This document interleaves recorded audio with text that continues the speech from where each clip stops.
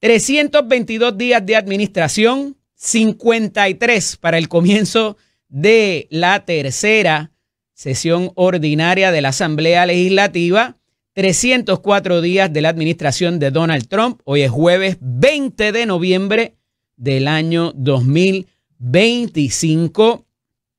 Y anoche, en Jugando Pelota Dura, donde este servidor estuvo allí,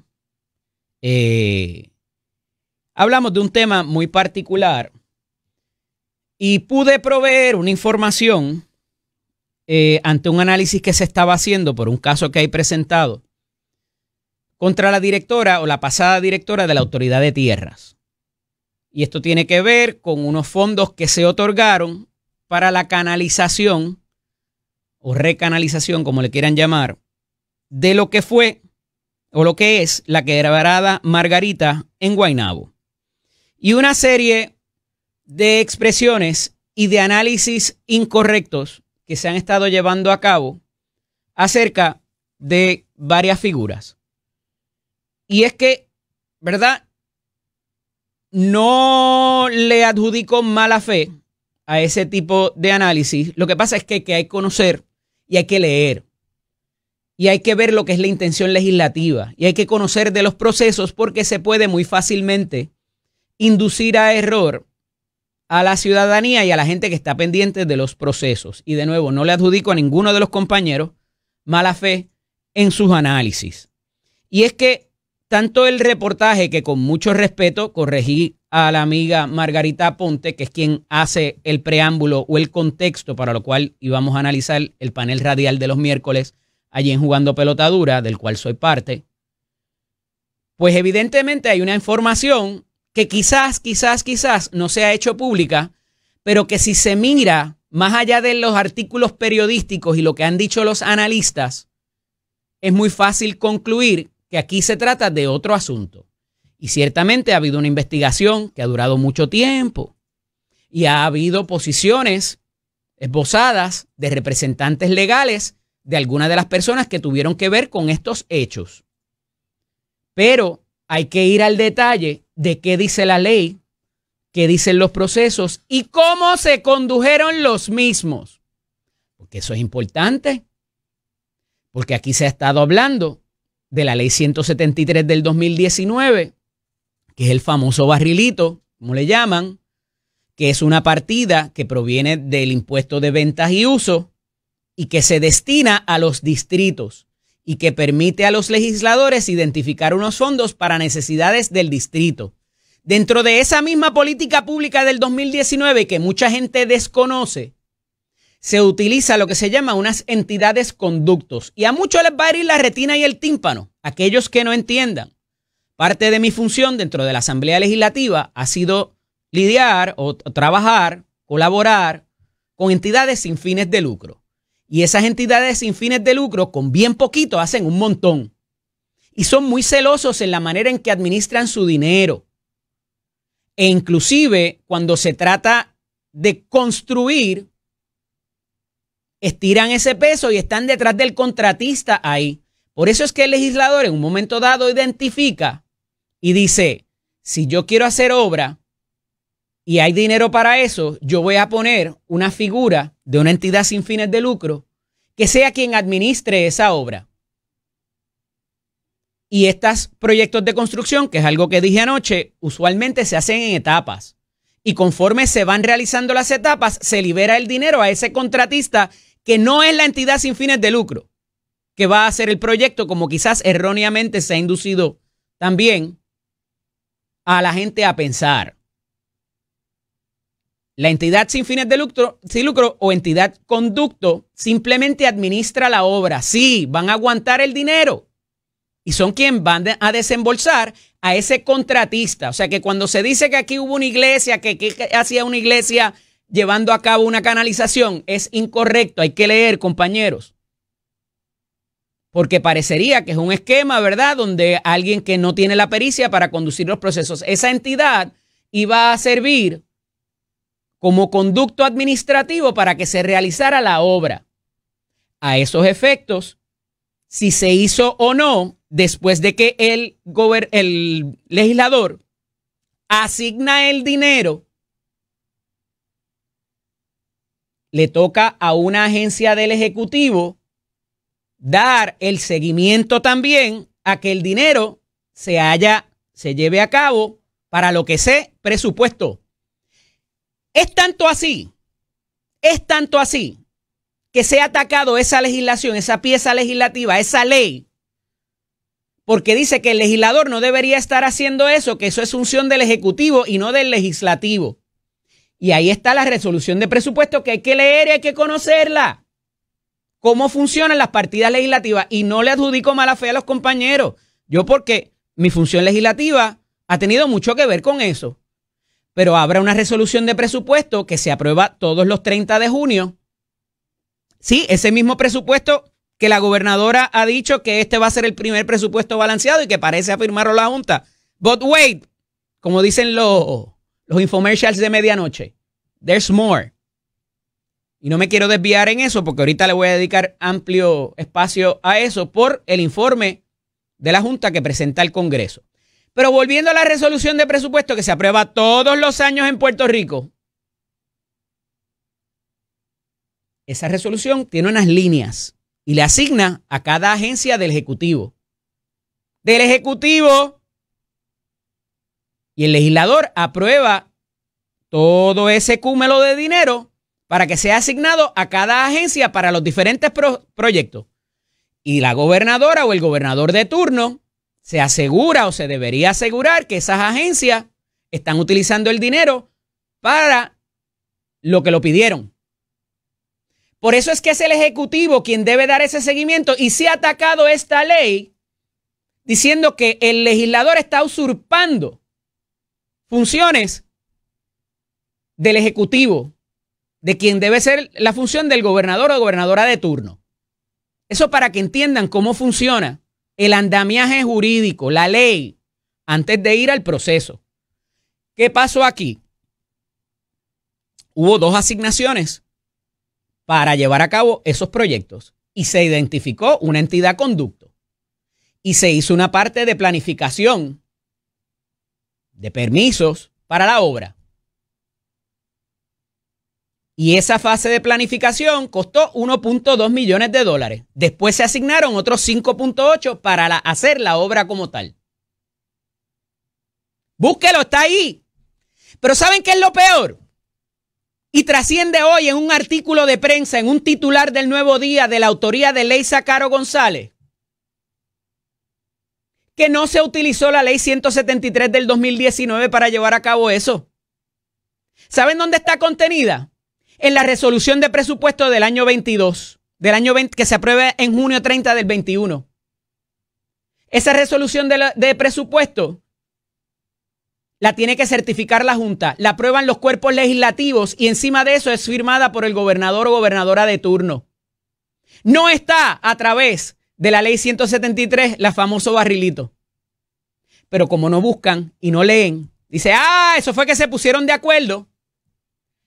Los 5.8 millones de dólares posterior, eso sí, en una fecha distinta, y busquen la fecha porque les estoy haciendo ese hincapié, en que se aprobaron ese dinero restante. No pelee conmigo, la información está ahí en blanco y negro y es pública. Esa misma información que a veces quieren buscar y que no, dicen que no se la proveen y que hubo que tener unas enmiendas a la ley de transparencia. Búsquenla, está ahí. Es complicado. Asesórense con los que saben para que tengan la información y puedan darla correctamente. Pero hoy, como muchos de los artículos y muchos de los análisis se han basado en lo que el periodista escribe, hoy la periodista Leisa Caro González muy responsablemente en el periódico Nuevo Día corrige la información y les da lo que les dije anoche, que es lo siguiente, lo voy a poner aquí con el audio.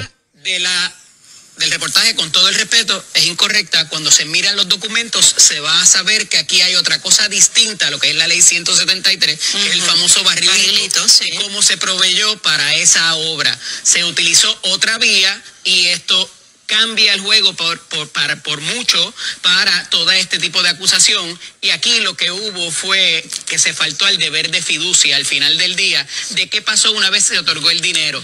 Pero el dinero, y eso se los adelanto para que lo sepan desde ya, no se otorgó a través de la ley del barrilito, como falsamente se ha dicho, y lo indicarán los documentos del caso más adelante. No sé lo que se sabrá más adelante, y qué afortunado que usted lo sepa y tenga esa información. Yo tengo que aclarar algo de lo que se porque dijo yo leo unos minutos. y busqué la información. El reportaje recoge información de notas periodísticas. Recoge igualmente la moción que es presentada, y la tengo en la mano, por la abogada de la ex directora ejecutiva de la Autoridad de Tierra. O sea, Margarita no habla de lo que dice la ley 173 del 2019. No habla de la resolución de presupuesto. No habla de los documentos que otorgan las diferentes partidas. Pero esto próximo que va a venir es más importante aún. que si ambas cosas están equivocadas, pues entonces, mire, hay que tener poderes sobrehumanos. Lo que pasa es que No hay que tener poderes sobrehumanos, querida compañera. Hay que leer y buscar la información y no basarse en lo que dijo otro. Simple y sencillamente. No le estoy adjudicando mala fe. Pero el problema es que se sigue cargando una información que no es correcta y que es fácilmente corroborable. Decir algo bien importante. Es que hay dos potes en esa administración, en esa ley. Y dos fechas distintas. Dos fechas distintas y hay dos potes distintos. Esa es la voz del compañero Iván Rivera, que tiene su programa de análisis en otra emisora colega y que conoce muy bien los procesos y lee. Trae el asunto de los tribunales, que obviamente complica la situación también.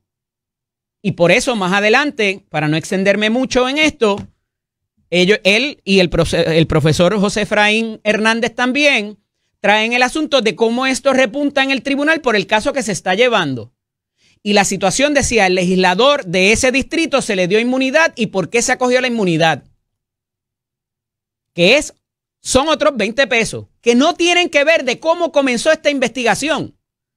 Y lo único que ocurre en horas recientes es que hay una moción de la abogada de defensa, Cándida Sellés Ríos, que es amiga personal, la respeto y la distingo, estableciendo unos hechos que son correctos y que lo había dicho aquí anteriormente. Hay un periodo que se reconoce por la política pública en la jurisprudencia y en la ley que hay para acusar a cualquier persona, sea funcionario público o sea una persona privada. Y el exceder de ese término jurisdiccional pone en juego el que esa persona se pueda defender. Por eso es que eso es así, para no extenderme mucho en la explicación legal. Y aquí se excedió por casi 1.103 días, dice la licenciada Sellés Ríos en su moción de desestimación, y además se presenta el caso en el Tribunal de Bayamón en vez de presentarlo en San Juan, información que había compartido con ustedes previamente. ¿Eso es suficiente para desestimar la acusación contra Doralis Rivera, me parece que es el apellido de ella, la exdirectora de la Autoridad de Tierra? Recuerden que había habido también una destitución de esta funcionaria por parte del secretario de Agricultura que preside la junta de directores de esa entidad y que determinó en su momento que no habían seguido los parámetros de fiducia, y yo utilizo mucho esa palabra y alguna gente pues no la utiliza todos los días, pero es lo que es, el deber que debe tener un administrador al que se le encargan unos fondos para cuidarlos y protegerlos como si fueran propios. Eso es lo que es fiducia, por si acaso. Y aquí, evidentemente, lo que parece haber habido y lo que se está dilucidando es si después de que esos fondos se asignaron, fueron utilizados para lo que debían utilizarse o se utilizaron para otro propósito, y qué seguimiento dio quien tenía responsabilidad en ley para dar seguimiento a ello. Sencillo, no hay que extenderse mucho, pero hay que conocer cómo se asignaron los dineros, porque la imputación es que desde su asignación había algo chueco. Sencillo, hay que leer y no dejarse llevar por artículos periodísticos o análisis de personas en los medios que no tienen toda la información o que no conocen los procesos. No les adjudico mala fe, por cuarta o quinta vez se los digo. Hay que conocer, hay que leer, hay que buscar información con mucha responsabilidad, como yo lo hago desde las 2 de la mañana todos los días de Cristo, antes de prender ese micrófono y esa cámara a través de este canal de televisión y esta emisora de radio. No es complicado, es sacrificado y hay que dedicarle tiempo. Usted no puede sentarse en la emisora de radio en que trabaja o en la emisora de televisión a mirar el periódico y comentar, como algunos hacen. Y sí, uno puede tener mucha experiencia y tener buena memoria, pero hay que ir al dato exacto y preciso antes de disparar de la baqueta e inducir, ¿cómo se llama?, a las personas a error. Se los anticipé ayer, no podía proveer mucha más información, aunque la tengo. Y ahí está, se los dice Leisa Caro hoy en el titular del periódico Nuevo Día, por si acaso y lo quieren buscar. El titular del mismo dispone, para que lo puedan encontrar en el periódico Nuevo Día, acuerdo de inmunidad para Antonio Tony Soto en caso de malversación de fondos públicos en Guaynabo. Y explica Leisa Caro González el trámite que se siguió.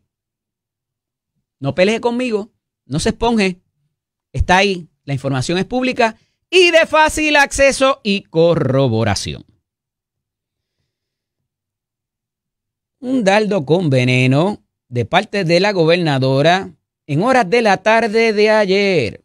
Y esto requiere un contexto. Y voy a comenzarlo porque me parece importante para lo que puede ocurrir en las próximas horas. Y es que la gobernadora Jennifer González Colón ayer dice ella misma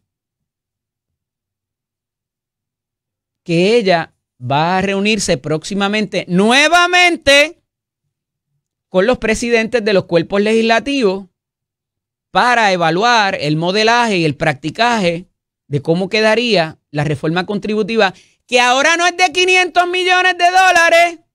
Dice la gobernadora que pudiera ser entre 500 y 800 millones de dólares. Eso no se había dicho, pero ahí lo dejó ayer así como el que se y no lo siente. Y dice que ella en esa mesa, cuando se reúna con los presidentes de los cuerpos legislativos, va a ser la adulta. ¿Qué significa eso? ¿Qué les está queriendo decir la gobernadora a los presidentes de los cuerpos legislativos? Esto va de la mano con lo que había dicho el día anterior. Que ya no van a tener más excusas si ella decide citar la sesión extraordinaria. Y los presidentes de los cuerpos o los cuerpos legislativos están buscando excusas para no considerar y evaluar la reforma contributiva de la gobernadora. Para empezar. ¿Por qué se esperó a casi culminada la segunda sesión y no se presentó en la primera? ¿Por qué hubo que esperar no a ganar la primaria y la campaña, no a tomar posesión, no a la culminación de la primera sesión de la Asamblea Legislativa, a casi el final de la segunda sesión para presentar 7 proyectos? Que ha dicho el presidente del Senado, lo dijo aquí con nosotros el pasado jueves, y lo ha reiterado en otras expresiones, que las que hay presentadas tienen que ver con la ley 60, con la venta de propiedades, lo que es la ganancia de capital, y para unas personas que pudieran tener cierta prominencia acaudalada en sus ingresos. Pero ¿qué hay para el de a pie? ¿Qué hay para el de la clase media? Pues la gobernadora ha dicho que se va a reunir con ellos para presentarles todas las medidas, ver lo que cuestan y si son posibles. Y que ella va a ser la adulta en esa mesa. ¿Le va a contestar el presidente del Senado? Yo me sospecho que habrá de contestarle sobre quiénes han sido los adultos en el cuarto y los adultos en la mesa. Dice la gobernadora, ciertamente ellos, refiriéndose a la Asamblea Legislativa, no sé si directamente a los presidentes de los cuerpos, pero está hablando de los legisladores. Y los presidentes de los cuerpos no dejan de ser legisladores. Ciertamente ellos no entendieron esa primera parte de reforma contributiva. Nosotros tenemos ya ese borrador. Lleva meses el borrador listo, pero ustedes han visto que todos los días dicen una cosa distinta en referencia a los legisladores. Continúo la cita. Así que yo prefiero, como adulta en la mesa, sentarnos, discutirlo, ver las implicaciones de esa reforma y una vez la discutamos y a saber qué diferencias pudieran haber o qué preguntas o qué asuntos de discreción pudieran haber ahí, entonces radicarla.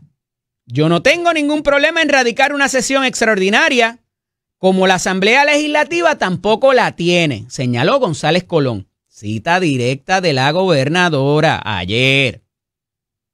Ya había alertado sobre que no debía haber excusas para evaluar y atender las medidas enviadas cuando el presidente del Senado había dejado claro que no atendería las presentadas sin considerar las que faltan, que parecen estar asociadas entonces a la clase media y la clase productiva, que es la que más lo necesita y que es la promesa de campaña de esta administración.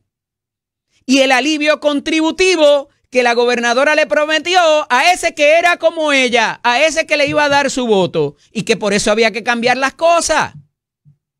Pero quizás a lo mejor no dijo eso ahora o no dijo cuándo iba a pasar. Dice más, ya nosotros tenemos un borrador de propuestas legislativas, las discutimos con los presidentes de los cuerpos, o sea que ya hubo una primera reunión. Esta sería la segunda, antes de erradicar el proceso, el proyecto o los proyectos. Estrategia que ha sido distinta a el resto del cuatrenio, de lo que va del cuatrenio.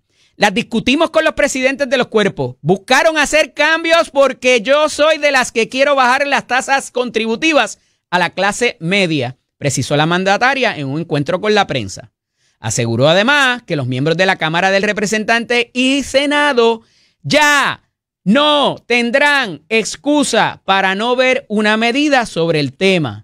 Si lo vamos a hacer en una extraordinaria, lo haremos en una extraordinaria. Yo creo que lo importante es que se pueda ver. Ya no hay excusa. Ya la sesión acaba en el día de hoy y van a tener tiempo para poder atenderlo. Estas fueron las expresiones del martes, sazonadas y aderezadas con lo que entonces dijo ayer. ¿Cuál va a ser la respuesta de los presidentes de los cuerpos? ¿Cuán pronto pudiese citarse la sesión extraordinaria? ¿Cuánto va a durar? Pues mire, va a durar 20 días, que es lo que puede durar. Faltan 53 para el comienzo de la segunda sesión ordinaria. Y aquí hay un problema de implementación, que lo había dicho Migdalia Padilla, la presidenta de la Comisión de Hacienda del Senado, que había que considerarlo ya, que ya no daba tiempo para poderlo tener implementado con los reglamentos y los otros cambios que va a requerir esto a nivel administrativo en el Departamento de Hacienda para que usted lo sienta en la próxima planilla, en la del 27 o la del 28. Porque si no se hace y no se considera y no se convierte en ley, lo demás no ocurre. Sencillo. Palabras textuales de la gobernadora.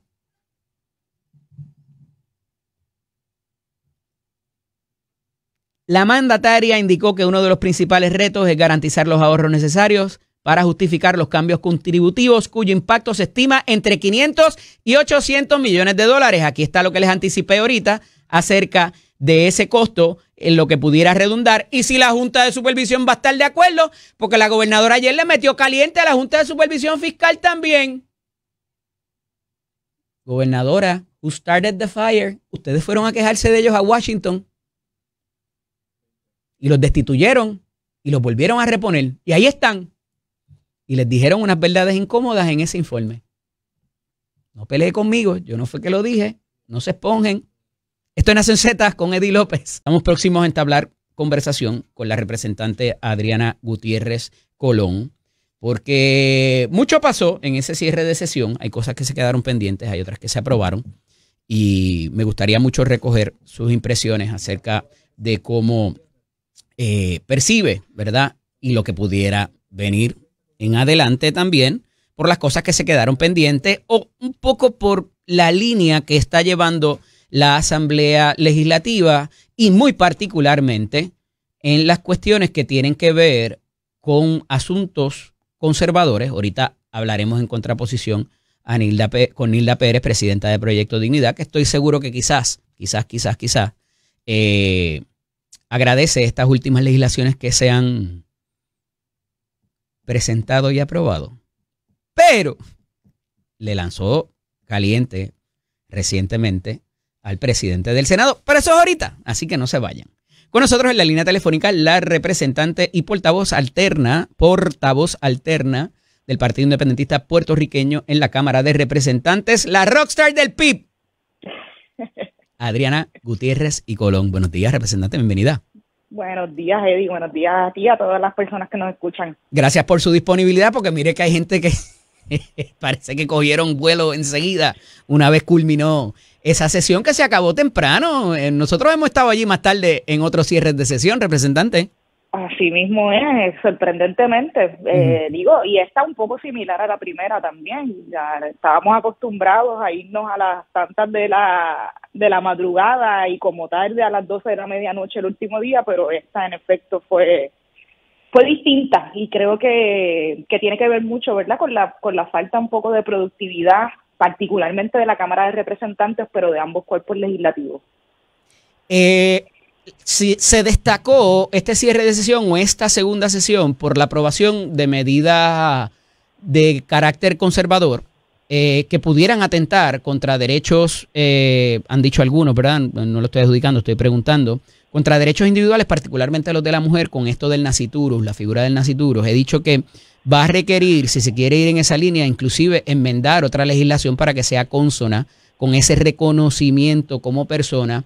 La escuchaba el otro día en mi ADD de escuchar la mayor cantidad de los compañeros analistas en un foro con otras compañeras también hablando acerca de esto y de cómo esto a futuro pudiera causar quizás más problemas de los que intenta resolver en lo que es el andamiaje jurídico que hasta ahora había sido reconocido. Mire, representante, en cuanto mínimamente los derechos de la mujer sobre su cuerpo.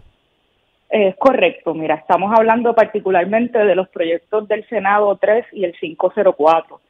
El proyecto del Senado 504 es el que busca enmendar el Código Civil para darle reconocimiento o personalidad jurídica, ¿no?, al concebido pero no nacido en cualquier etapa de la gestación. Y lo mismo pasa con el proyecto del Senado 3, pero en el ámbito criminal, con una enmienda al Código Penal al asesinato en primer grado, donde incluye también un reconocimiento de ese concebido pero no nacido en cualquier etapa de gestación como un individuo, ¿verdad? Y una mujer embarazada que sea asesinada, pues ese concebido no nacido se considera también como un asesinato en primer grado a ese cigoto, ¿no?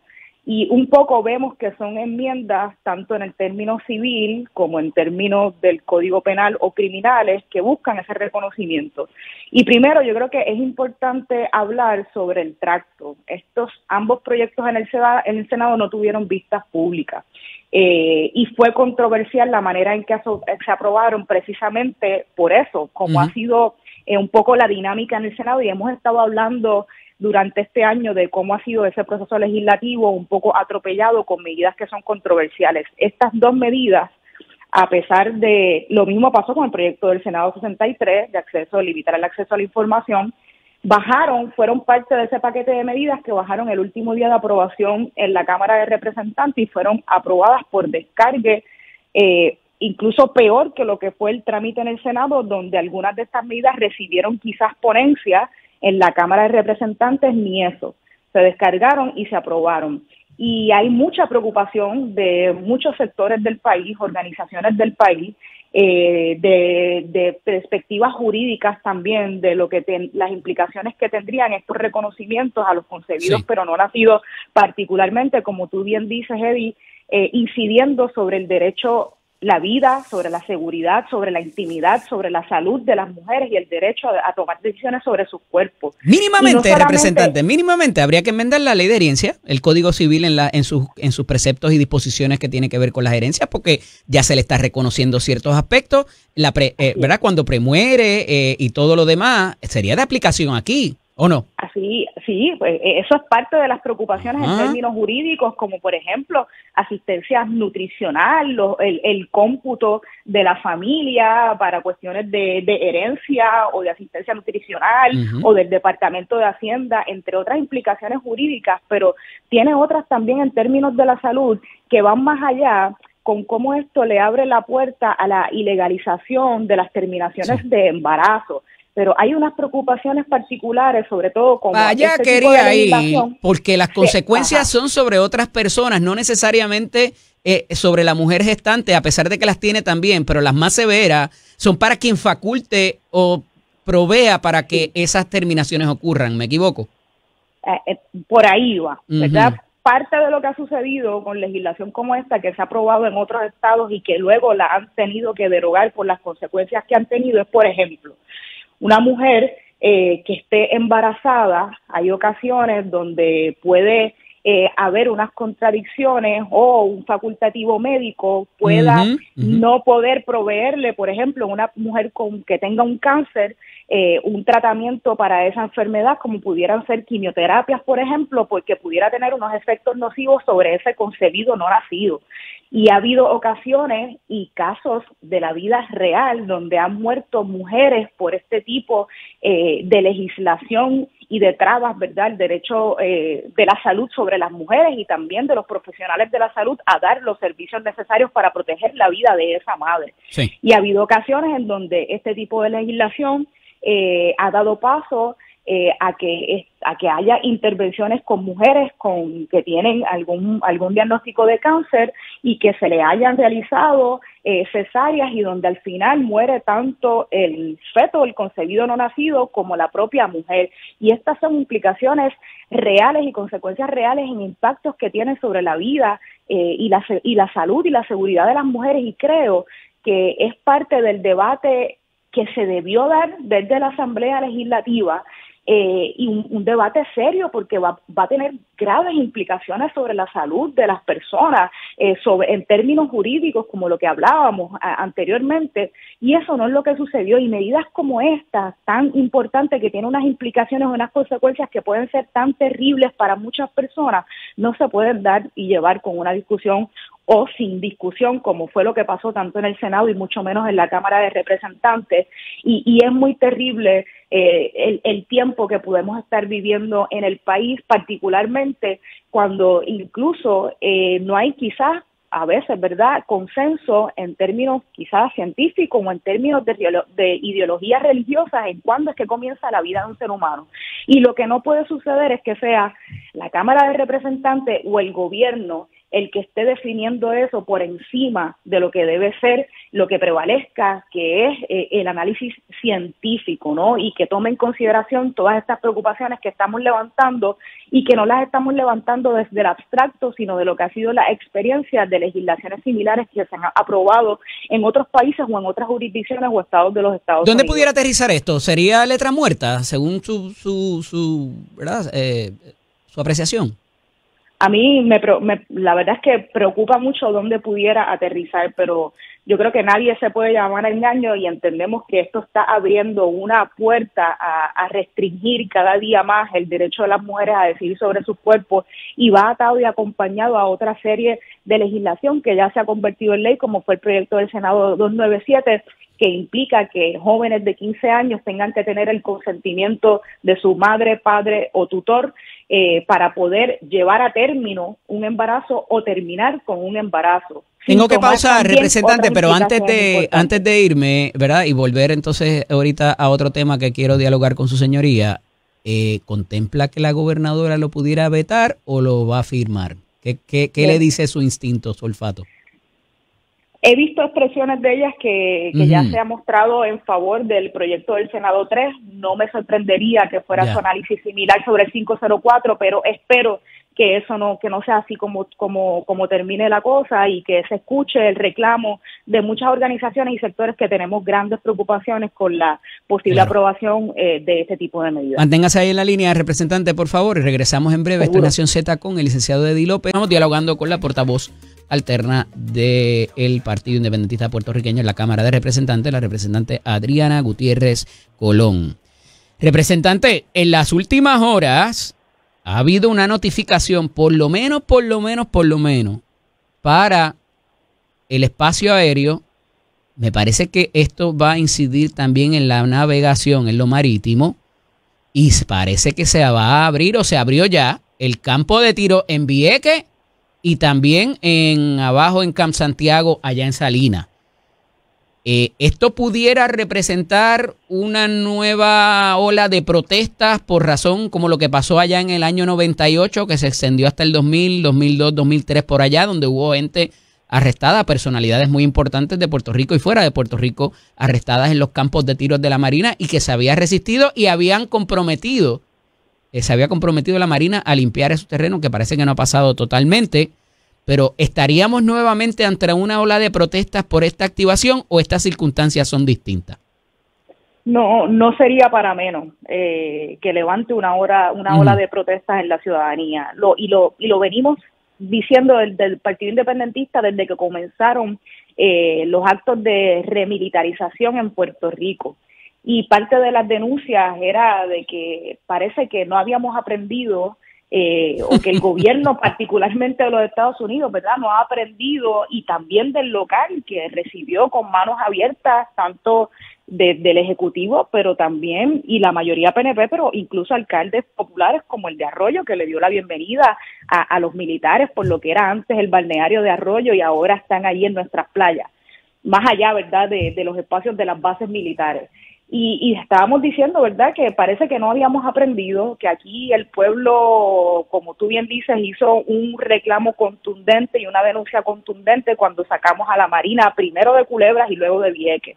Y por supuesto que esto se debe repetir, ¿verdad? Creo que no podemos estar aceptando esto con la complacencia con la que lo ha hecho la administración de turno, y cuando ya estamos viendo, como tú decías, que no solamente va a afectar el tráfico aéreo, sino también en términos marítimos, donde me parece que trascendió que la NOAA estaba exonerando al Departamento de la Defensa del cumplimiento de la Ley de Protección de Mamíferos Marinos por un término de 7 años, me parece que era la comunicación que se dio.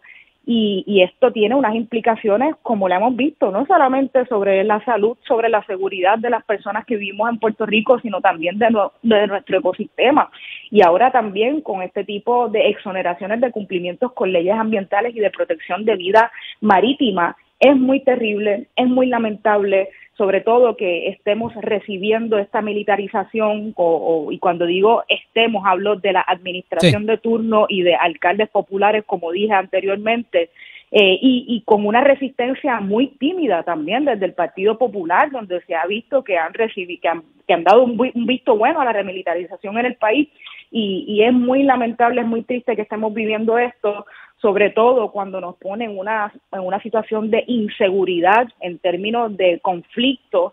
Un país como Puerto Rico, que no tiene conflictos con nadie, y nos están poniendo en medio de unos conflictos donde han sido levantadas acusaciones en términos del incumplimiento con leyes incluso internacionales que han tenido las intervenciones y los bombardeos y los ataques a navegaciones venezolanas o en el mar por parte allá de voy, porque hay dos ingredientes adicionales aquí, representante, que quizás no los había en el 98 con aquella ola masiva de protesta, y es el asunto de que esto esté inclinado hacia combatir el narcotráfico, uno, la depresión económica en esa zona este, que no es solamente Fajardo y Ceiba, se extiende casi hasta Maunabo, y que hay gente que va todos los weekends, inclusive allí a la playa de hasta Arroyo, a ver los buques y todo eso, y mucha gente bien contenta porque se les están alquilando sus propiedades, se le están comprando sus productos en esa área, y hay algunos que hasta se arrepienten de que esa presencia no era tan mala y traía otros beneficios, a pesar de que, como muy bien usted dice,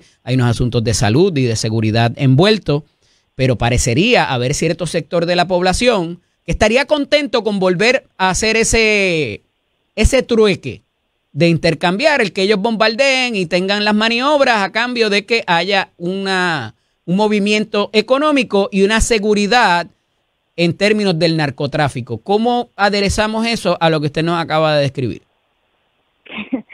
Primero que en términos, yo creo que es incluso aún al presente cuestionable la guerra y estos ataques y la vinculación con el narcotráfico y la efectividad o no, cuando estábamos viendo al director del negociado de la policía hace algunas semanas hablando de las olas de narcotráfico en el país y los se ha problemas encarecido el kilo de droga, el kilo de cocaína particularmente, nos decía él, de $9,500 a $14,000 a raíz de que hay menos droga en el país. Y por eso el incremento en los asesinatos.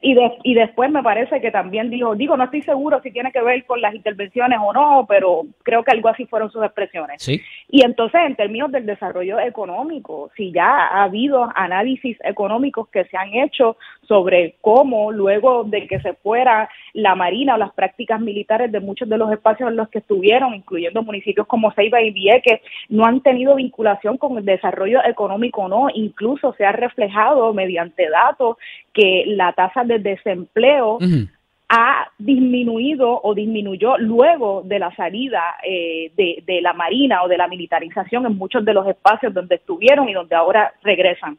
Así que me parece que en términos del desarrollo es muy lamentable también que estemos apostando, bueno, usen nuestras tierras, usen nuestra vida, expongan nuestra seguridad. O sea, a nivel, usted me está diciendo que, porque, representante, porque usted me está diciendo que a nivel socioeconómico estamos mejor sin la Marina. Sin ese movimiento, sin esos contratistas, sin esos empleados, sin ese alquiler de propiedades, sin esa compra en comercios locales de esos pueblos, ¿estamos mejor ahora? Hay datos que reflejan que el nivel de desempleo bajó en distintos municipios como Vieques y Ceiba luego de que culminaran las prácticas militares. No lo digo yo, lo dicen datos económicos que se han hecho análisis económicos al respecto. Además, apostar a la militarización como una especie de desarrollo económico me parece que es un análisis... No, en muchas jurisdicciones en el mundo se pelean por tener esas bases allí porque consumen mínimamente la gente que trabaja o que traen de afuera allí. Mientras menos población, menos se consume en el pueblo y en todo lo demás. No creo que haya que mirar un estudio para concluir eso, no sé. Y me parece a mí, ¿verdad?, que ese no es el desarrollo económico al que debemos estar apostando como el país, uno que sea a cambio de la seguridad y la vida de quienes vivimos aquí, no solamente de las personas, sino, como dije, de nuestro ecosistema, que no es poca cosa, de la vida marítima, que no es poca cosa, de la seguridad de quienes vivimos ahora y estamos en riesgo de que pudiéramos estar o estamos en medio de un conflicto del que nada tenemos que ver. Y creo que eso no tiene que estar en el análisis de la discusión y a mí me parece muy lamentable, ¿verdad?, que en un país donde estamos hablando de que no creemos en la violencia tengamos un doble discurso y seamos cómplices de ataques que están siendo cuestionados incluso por su legalidad o ilegalidad a nivel del derecho internacional.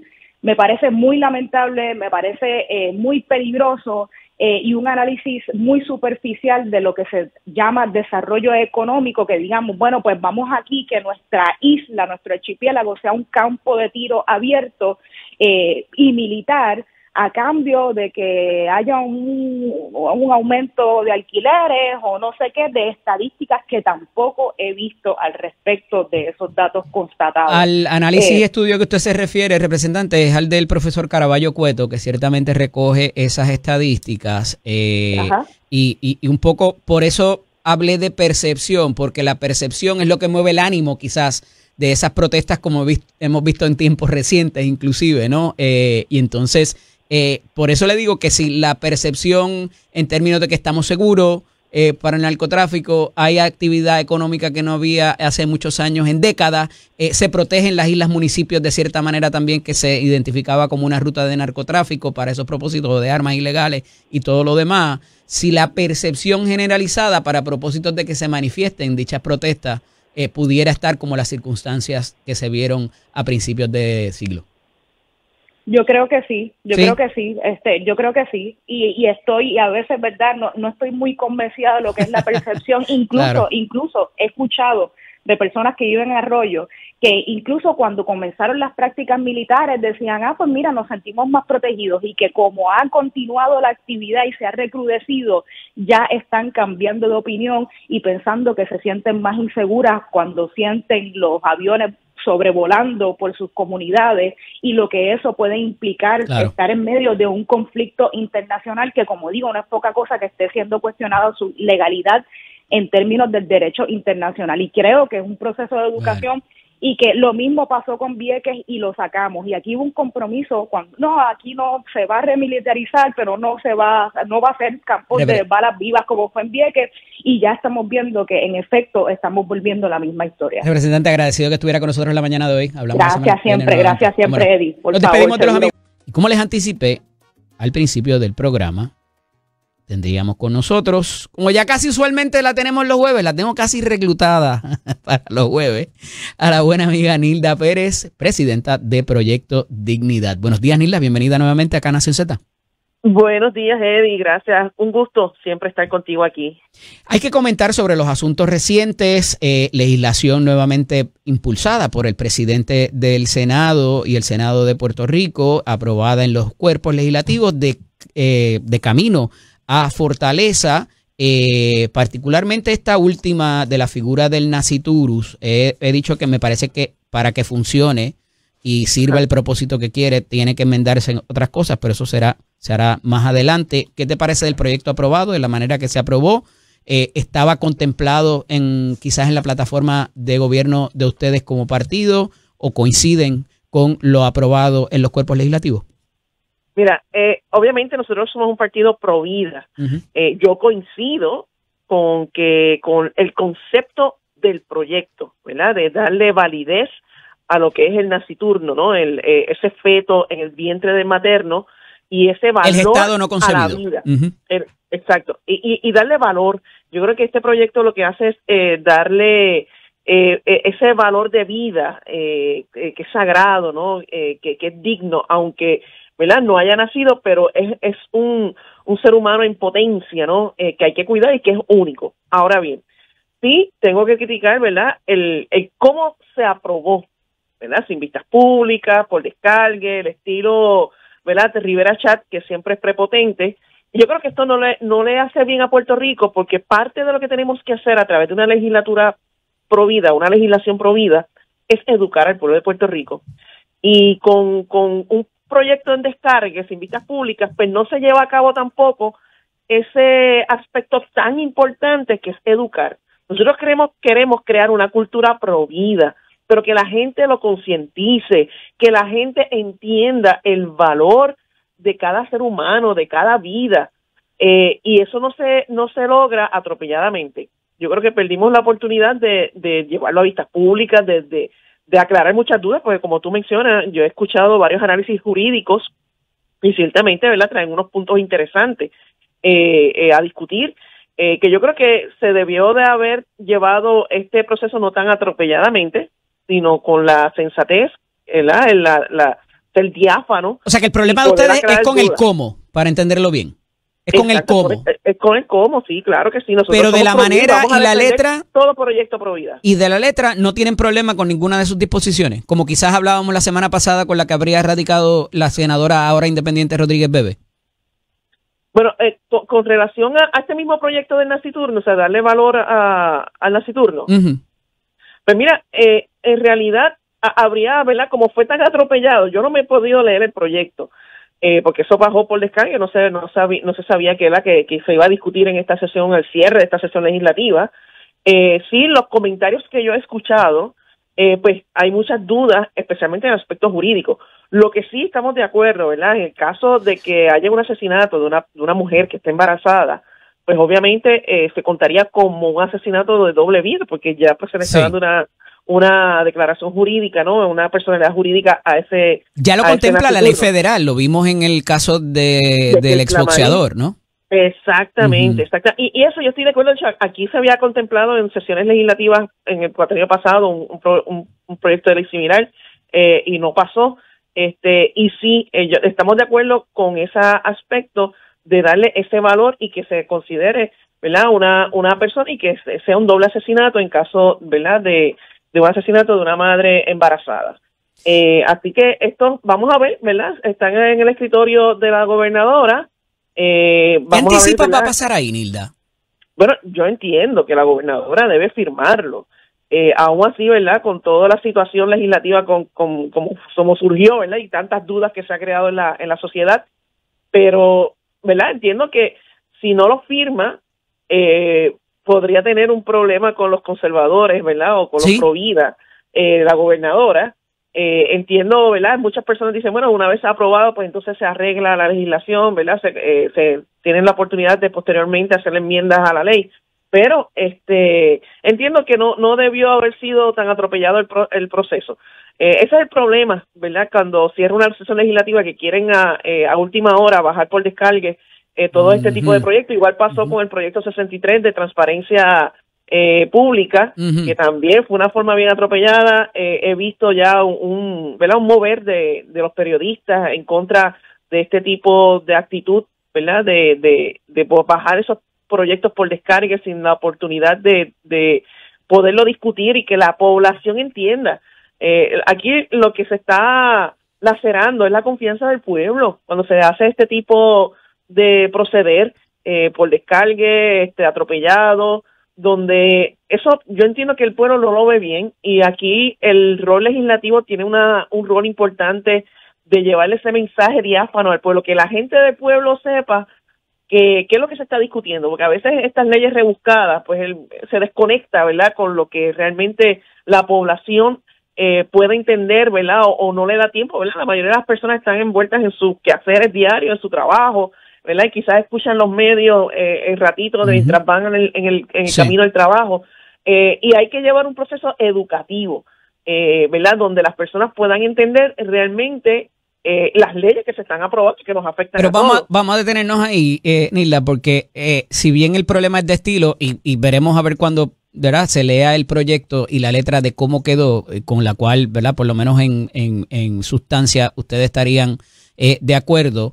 Hay mucha gente que dice que el estilo de la línea conservadora es imponer cosas sobre otras, limitándole derechos. Entonces, si el problema es la imposición y legislar a la trágala, según lo que dicen, ¿no?, ¿verdad?, ¿cómo es que entonces ustedes se les pueda acusar de que buscan imponerse sobre los derechos de la mujer? Para nada. Nosotros somos el estilo del Proyecto de Dignidad. Es un estilo obviamente conservador, y nosotros creemos en unos valores y unos principios que nos definen como sociedad y que son importantes para establecer el orden en la sociedad. Sin embargo, nosotros somos un partido y nuestros líderes que están abiertos al diálogo, al convencimiento por la razón, no por la imposición. Y eso es bien importante que Puerto Rico lo entienda, porque el PNP... Pero no es imponérsele a la mujer, limitarle sus derechos sobre su cuerpo, Nilda. Es lo que quiero dejar claro. No, para nada. Es concientizar sobre la importancia. A la larga... Pero hay unas consecuencias muy severas contra la mujer, contra el facultativo médico que permita esa terminación de embarazo y otras cosas muy serias como penalidades en ese proyecto. Por eso, porque es que le estamos dando valor a la vida. Y básicamente lo que queremos es que las personas tengan esa conciencia provida de que cada ser humano es único, es una creación divina, que hay que respetar. Pero tiene una penalidad de enviar gente a la cárcel. Estamos limitando en la sociedad por esa futura persona que puede ser un genio, puede ser una persona que sea de bien para la sociedad, y lo estamos limitando. Yo creo que es una cuestión de educación. Si una persona, una madre, ¿verdad?, queda embarazada y no desea ese hijo, pues mira, lo puede dar en adopción, pero la vida es sagrada. Aquí hay leyes para proteger especies en extinción, que si las tortugas, que si algún proceso, ¿verdad?, animal en extinción, okay. Sin embargo, no hay esa misma severidad. Y hay multa y puede ir gente presa también si matas a las tortugas. Ajá. Sin embargo, lo que es un ser humano, que es algo único, no se valoriza. Y yo creo que hay un proceso de educación que hay que llevar a cabo. Yo le garantizo al pueblo de Puerto Rico que el estilo de Proyecto de Dignidad no es el estilo que está cogiendo el PNP de ser atropellado en estos temas tan importantes que quieren imponerse sin llevarse a vistas públicas y tener un diálogo de entendimiento para que las personas comunes y corrientes puedan entenderlo. Proyecto de Dignidad se compromete con el pueblo de Puerto Rico de sí llevar legislación que esté afín con nuestros principios, como la oferta que le estamos ofreciendo al pueblo de Puerto Rico, pero nuestro estilo va a ser muy diferente. Nuestro estilo va a ser uno de diálogo, uno diáfano, uno de entendimiento y de escuchar a las otras partes que quizás no están de acuerdo con nosotros y poder entonces llegar a unos consensos. De eso se trata la política, de poder establecer esos diálogos y educar a nuestra sociedad. Así que yo no estoy de acuerdo con el estilo del PNP, especialmente con Rivera Chatz, que de hecho es interesante porque vimos que al presidente de la Cámara, el honorable Johnny Méndez, que en días pasados se comprometió con el pueblo de que no iba a bajar por descarga el proyecto 63, de que lo iba a llevar a vista ¿Cuál pública. es ese? ¿Cuál es ese? El 63 de la transparencia de la información pública. De la información pública. Oye, le doblaron el brazo y quedó mal parado. ¿Quién le dobló el brazo? ¿Quién le dobló el brazo, Bueno, Nilda? Tú no te pues, escondes para decir las cosas. Cuéntame. Bueno, ¿quién es el bravucón aquí en la rama legislativa? Bravucón. Sí, un bravucón. Bueno, lo vemos constantemente, diariamente en las redes, diciendo palabras soeces, burlándose de los demás compañeros de la prensa, de los demás compañeros políticos. Tomás Rivera ya tiene nombre y apellido. Y hemos visto cómo realmente su estilo de liderazgo no es el estilo que nosotros queremos para un líder político. Eso Esto no es un tiene ejemplo nada para que una ver sociedad. en que él les ha vaciado las propuestas de Proyecto Dignidad como las de él o del Partido Nuevo Progresista. Obviamente hay una estrategia y es esa la que tú estás mencionando. Eso ha pasado. Admites que eso ha pasado. Sí, pues claro, es obvio. Ellos lo que quieren es destruir a Proyecto Dignidad porque saben que Proyecto Dignidad es una amenaza real para el PNP. Siempre se pasan hablando de que Proyecto Dignidad, que si es remanente, que si está vacío, que si está muerto, pero constantemente nos están atacando porque saben que cuando Proyecto Dignidad se fortalezca, que nos vamos a fortalecer porque estamos en un proceso de reorganización. Y yo le garantizo al pueblo de Puerto Rico que Proyecto Dignidad va a ir fuerte para esas elecciones del 2028.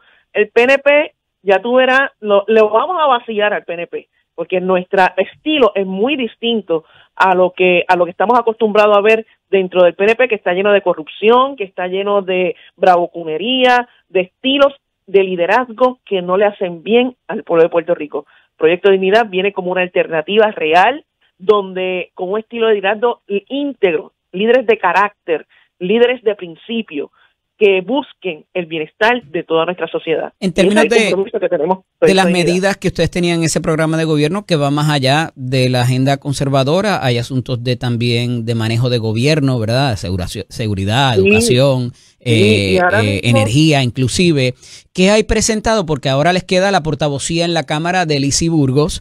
¿Qué hay presentado que pudiera estar encaminado más allá de estos asuntos, ¿verdad? De la terminación de embarazo, que como que siempre los encasillan en esos temas, Nilda. Y parte de esta conversación que estoy teniendo, de estas conversaciones que pretendo sostener contigo, es también ampliar el que no se les encasille dentro del asunto de la agenda conservadora y de las terminaciones de embarazo y de cosas así de verdad, de que tengan que ver con religioso, porque hay mucho más en esa mochila que ustedes presentaron al país en esta elección. Claro que sí. Y la pasada también. Un cambio que vamos a hacer ahora en Proyecto Dignidad bajo mi presidencia es precisamente llevar esa comunicación mucho más directa y más clara de todos los proyectos conservadores en el área económica, en el área social que tenemos para ofrecerle al pueblo de Puerto Rico. De hecho, hoy tenemos la reunión de caucus. Cuando hablas de conservadores, fiscalmente conservador, no necesariamente de línea. Conservador. Okay. Exactamente. Siempre se nos ha caracterizado por ser conservadores en el área provida, ¿no? O de asuntos que tienen que ver con lo religioso y el reconocimiento de la libertad de culto y demás, ¿no? Ustedes van mucho más allá de eso y por eso te pregunto, porque muchísimo más allá de eso. Le he hecho la pregunta también a los portavoces del Partido Popular y del PIB, ¿verdad? Más allá de lo que ha presentado el PNP, ¿qué propuestas han hecho ustedes también, aunque no las sometan al trámite ni se las aprueben, ¿verdad? Y entonces, ¿qué hay ahí de lo que se le prometió al país en la última elección o en la elección pasada que ustedes han presentado, han radicado a manera de legislación para propósitos de resolver otros asuntos y otra problemática del país? Mira, nosotros creemos firmemente en bajarle las contribuciones al pueblo de Puerto Rico. Yo sé que la gobernadora está prometiendo, porque va a ser su salvavidas, a un proyecto, de hecho ya está pretendiendo hacer una sesión extraordinaria, lo cual es un error, porque un proyecto de tanta envergadura no se discute en una sesión extraordinaria en plena Navidad. Pero sí, nosotros creemos en que hay que bajar en los impuestos, especialmente a la clase media, que es la que está ahogada, es la que sufre constantemente los atropellos del gobierno y de los impuestos que no nos dejan salir adelante en nuestros quehaceres diarios. Así que nosotros vamos a estar trabajando para presentarle a Puerto Rico alternativas de cómo el gobierno puede ser más efectivo, más eficiente, más reducido, cómo debe ser ese proceso de contributivo para que las personas se le dé espacio y especialmente al grupo de empresarios emprendedores puedan tener la oportunidad de echar hacia adelante sus negocios. Nosotros creemos en el libre mercado, donde el gobierno no ponga trabas, el gobierno no ponga imposiciones que aborten las ideas, la creatividad que puede tener un empresario para ser productivo ¿verdad? En su negocio y por ende a Puerto Rico. Así que nosotros creemos que el puertorriqueño es talentoso y creemos que en nuestra sociedad hay que eliminar muchas de las leyes que no permiten que el puertorriqueño pueda desarrollar el negocio y pueda brillar ante el mundo con su ¿verdad? Con su ingenio y la productividad que podemos llevar a cabo. Así que nosotros estamos comprometidos seriamente con buscar cómo Puerto Rico puede ser más competitivo y puede ser la estrella en el Caribe, puede ser la Singapur del Caribe. Podemos realmente sobresalir porque creo en nuestra gente es talentosa y podemos realmente hacer la diferencia. Y hacia eso estamos comprometidos en Proyecto Dignidad.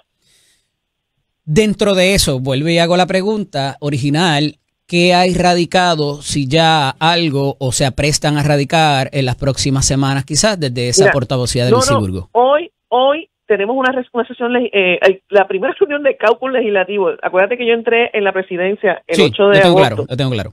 Y estábamos yo he tratado en estos últimos meses de hacer una reunión de caucus y lamentablemente nunca se dio por la falta de comunicación con nuestra ex senadora Rodríguez Bebe. Finalmente, ya se había acordado, de hecho, antes que ella renunciara, se había acordado que hoy, jueves 20 de noviembre, íbamos a tener nuestra primera reunión de caucus precisamente para organizarnos, prepararnos para cuando comience la próxima sesión legislativa, ya tener esa lista de proyectos que tú me estás identificando, que tenemos que darle promoción para que el pueblo de Puerto Rico entienda cuáles son los proyectos que Proyecto Dignidad va a estar impulsando. Así que hoy daremos comienzo a esa nueva etapa de caucus legislativo y de organizar proyectos, pero definitivamente van a ser proyectos que le alivien el bolsillo al puertorriqueño de clase media. Te pregunto, en esa línea, ¿las han modelado ya? ¿Han dialogado quizás con la Junta de Supervisión Fiscal? ¿Son viables? ¿Son factibles en la realidad práctica y la circunstancia que tiene Puerto Rico? Eso sería parte del proceso. Sabemos, ¿verdad?, que mucho de la deuda pública en Puerto Rico está ignorada con los impuestos, precisamente con el IVU, y que cualquier cambio, cualquier propuesta que se presente. Por eso, esa propuesta, ¿ya saben si es revenue neutral? ¿Qué es lo que está exigiendo la Junta? Que si quitas por un lado, añadas por otra. Del análisis que vamos a hacer. Ese análisis no se ha hecho sobre las propuestas de ustedes todavía. No se ha hecho, todavía no se ha hecho, pero obviamente eso es parte, ¿verdad?, de nuestra responsabilidad y sí lo vamos a estar analizando desde esa perspectiva. En el pasado, estoy hablando hace como 3 años atrás, el Proyecto de Dignidad llegó a reunirse con Natalie Yaresco, por ejemplo.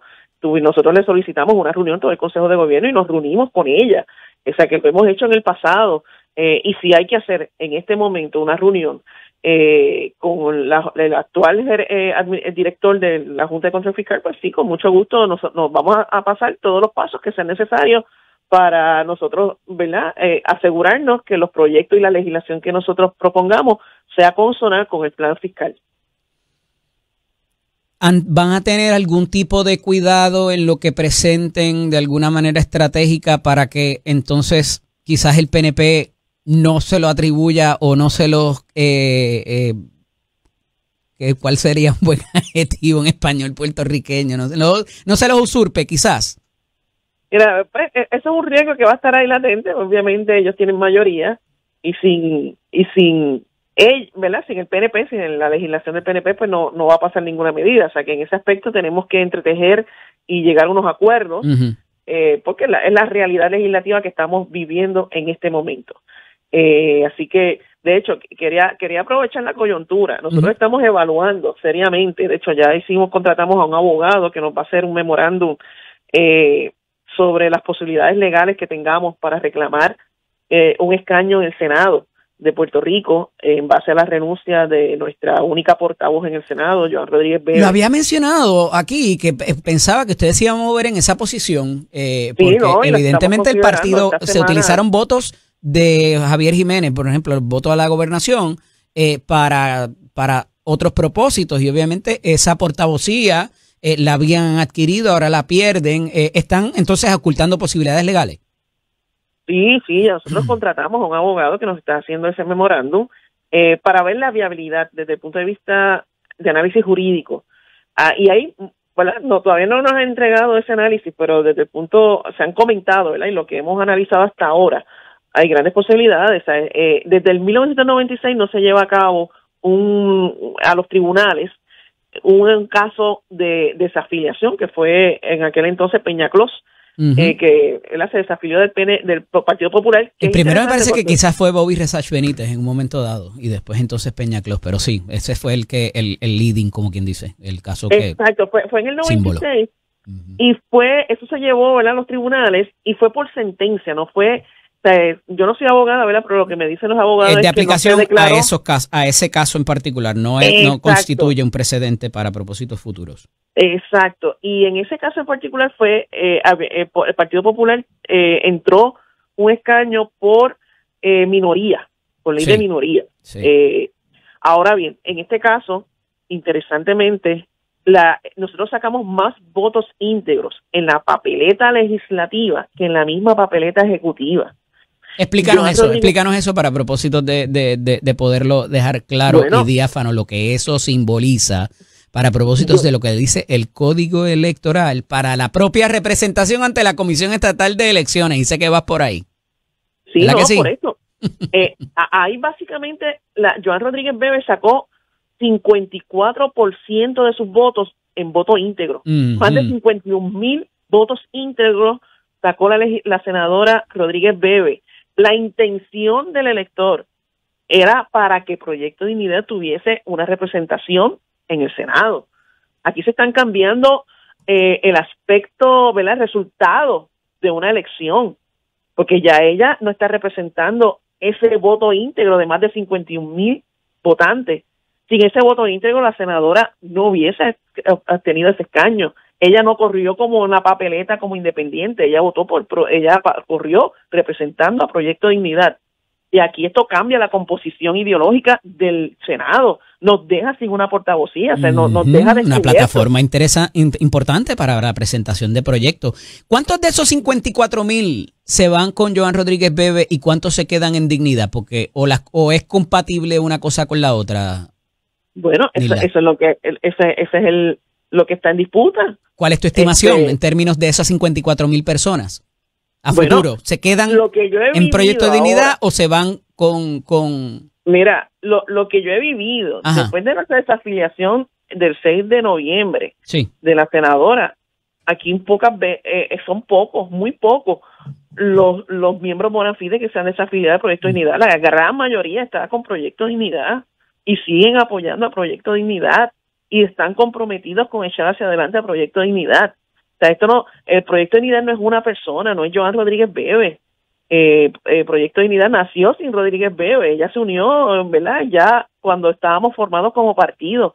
Pero hay cientos y miles de personas que han laborado en las calles para que este instrumento se creara. Pero no podemos cerrarnos la posibilidad. No tanta gente votó por Lizy Burgos, ¿o sí? Como votó por Joan Rodríguez Bebe. Ambas legisladoras tuvieron más votos que en el 2020. Obviamente, ella... Creo que fue la diferencia entre Joan y Lizy, de unos 6,000 votos, 6,000 o 7,000 votos. Sí. Joan sacó 94,000, casi no se puede redondear a 95,000, y Lizy 88,000, por ahí, 87,000, 88,000. O sea que tampoco hay una diferencia tan grande, y ambas sacaron más votos que en el 2020. Así que aquí hay unos ángulos legales interesantes. Nosotros, ¿verdad?, ya el tiempo dirá, pero próximamente estaremos tomando la decisión y lo haremos público, ¿verdad?, si vamos entonces a los tribunales con relación a... Nilda, me traiciona el tiempo. Quería preguntarte acerca de este caso donde la Fiscalía Federal pudiera estar buscando la pena de muerte, pero lo hablamos la semana que viene, si me das el espacio. No, pues seguro, con mucho gusto. Agradecido. Excelente día. ¿Cómo no? Gracias, Eddie. Nilda Pérez, presidenta de Proyecto Dignidad. Esto es Nación Z con el licenciado Eddie López. Y hay ciertas otras cosas pasando. Eduardo. Están bastante interesantes y que vale la pena recalcar. Y una de ellas se las adelanté ahorita y tiene que ver con la reacción de la gobernadora Jennifer González Colón al informe de la Junta de Supervisión Fiscal ante el Congreso. Igual que reaccionó ayer la economista Marta Quiñones, la gobernadora también les dijo. Y les dijo unas cuantas cositas bien chéveres. Y si bien tiene razón la gobernadora en lo que dijo, o pudiera tener razón, no aborda un punto principal que trae la Junta de Supervisión Fiscal. Y yo creo que es irrebatible.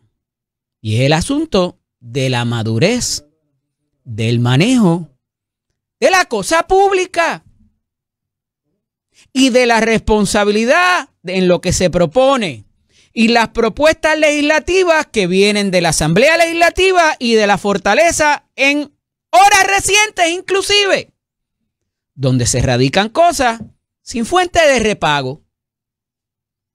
Y esto es importante porque la gobernadora aborda muchos temas ahí, inclusive el asunto de si este presupuesto de que se pusieron de acuerdo con la Junta antes de ir a sacarlo a patas por allá en Washington, 3 veces fueron a quejarse de la Junta, que fue la primera vez que hubo una colaboración tan estrecha. Y yo se lo he recalcado a ustedes que me parece que fue estratégicamente un error el ir a pedir la cabeza de la Junta cuando había sido la mejor composición que tenían y lo destituyeron y lo fueron a reponer. De verdad, gobernadora, usted no esperaba un pushback, una reacción consona de la Junta con que ustedes fueran allá a quejarse de ellos. Pues mire, aquí estuvo y tan pronto pudieron, enviaron el informe. Y la gobernadora dice que ellos quieren seguir guisando y quieren seguir gastando a manos llenas. Pudiera tener razón. Y ahí están los gastos de la Junta de Supervisión Fiscal en blanco y negro, con lo cual se fueron a quejar allá a Washington. Y dice la gobernadora, la mejor muestra de que no se quieren ir, la mejor muestra de que quieren seguir guisando, y tengo que decirlo así, sin supervisión no tienen trabajo, están defendiendo su trabajo, sus chavitos, los contratos, los millones que paga el pueblo de Puerto Rico, eso no lo paga el gobierno federal, lo pagan los contribuyentes aquí. Y la gobernadora puede tener toda la razón del mundo. Pero el que hayan propuestas que no tienen fuente de repago, que no sean revenue neutral como se llaman, que cuesten y que no haya con qué pagarla, eso es irrefutable. Y eso es lo que les está diciendo la Junta. Sin nosotros, ustedes seguirían siendo igual de irresponsables y lo han comprobado en semanas y meses recientes. Y la gobernadora a ese punto no lo puede refutar, ni la economista Marta Quiñones, ni así baje el marciano e intente refutar eso, porque ahí está la legislación presentada. Ahí está la oficina de presupuesto de la Asamblea Legislativa diciéndole, oye, me mandaste esto para acá, pero esto cuesta tanto, ¿y de dónde van a salir los chavitos? No, que venga a OEP y que arree allá y lo encuentren ellos. Eso no es así, porque es inconsistente con el acuerdo que llegamos. Y gobernadora, si bien hemos manejado el 80% de la deuda pública, no es menos cierto que todavía tengamos el lastre, el ancla amarrada al tobillo de la Autoridad de Energía Eléctrica y que vaya a pasar a futuro con esa deuda y con ese trámite. Pero ocurren otras cosas en el país y ahorita vuelvo para acá porque me parece interesante lo que dice la gobernadora y de nuevo no es incompatible con lo que dice la Junta de Supervisión Fiscal. En la línea telefónica tenemos al buen amigo secretario general del Partido Popular Democrático, Manuel Calderón y Cerame. Buenos días, secretario, bienvenido a Nación Z una vez más. Buenos días a ti, Eddie, buenos días a toda la audiencia de Nación Z, encantado por estar con ustedes y ya, muchas felicidades en esta época navideña a todos los que nos sintonizan. Agradecido, igual lo propio para usted y su familia. Secretario, ella no es bienvenida. Ella me atacó a mi gallo, atacó al presidente, dijo unas cosas ahí y no es bienvenida para acá, dijo usted ayer. Pongamos eso en contexto. Así es, me hicieron la pregunta sobre si Carmen Yulín tiene las puertas abiertas en el Partido Popular, y en realidad es que Carmen Yulín se desafilió del Partido Popular ya hace unos años. Carmen Yulín, si algo ha demostrado es que ella no ha cambiado, pero quien sí ha cambiado es el Partido Popular, porque el Partido Popular que Carmen Yulín atacaba no es el mismo Partido Popular Democrático de ahora, que está en su proceso de refundación, un partido que ha recaudado más de $500,000, un partido activo, fiscalizador, con una fiscalización que ahora al cierre de esta sesión, de esta segunda sesión ordinaria del año, se han destacado Luis Javier Hernández y Héctor Ferrer y nuestras delegaciones con una fiscalización contundente y sólida. Es un partido organizado, es un partido estructurado, es un partido que ya inició la reorganización política. Anoche estaba en el barrio Cañabón, en Barranquita, reorganizando el Partido Popular. Y es un partido que anuncia nuevas afiliaciones. Mientras Carmen Yulín ataca al Partido Popular, como ha hecho siempre, y al presidente del Partido Popular Democrático, ayer anunciamos afiliaciones de una ex líder de Victoria Ciudadana, que fue candidata a la alcaldía de Dorado, Yamira Colón Rosa, y de un ex candidato de Proyecto de Dignidad del Distrito 17, Ramón Román.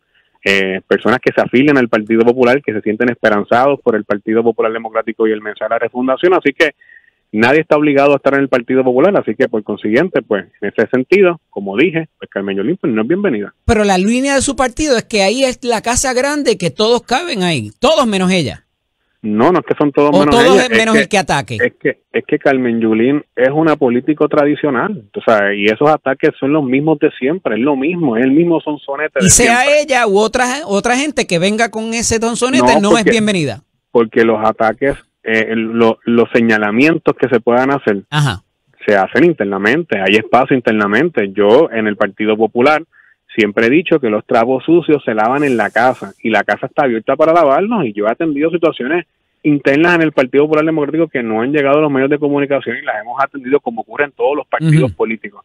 Pero este estilo de atacar en los medios, de atacar al presidente del Partido Popular, ojo, yo puedo entender cuando uno tiene que defenderse de ataques, pero Pablo José nunca ha atacado ni ha mencionado a Carmen Yulín. O sea, esto fue Carmen Yulín en una de sus entrevistas. Siendo lo que nos acostumbra. Atacó al presidente del Partido Popular, atacó al Partido Popular, y aquí nadie la ha mencionado a ella, nadie la ha atacado a ella.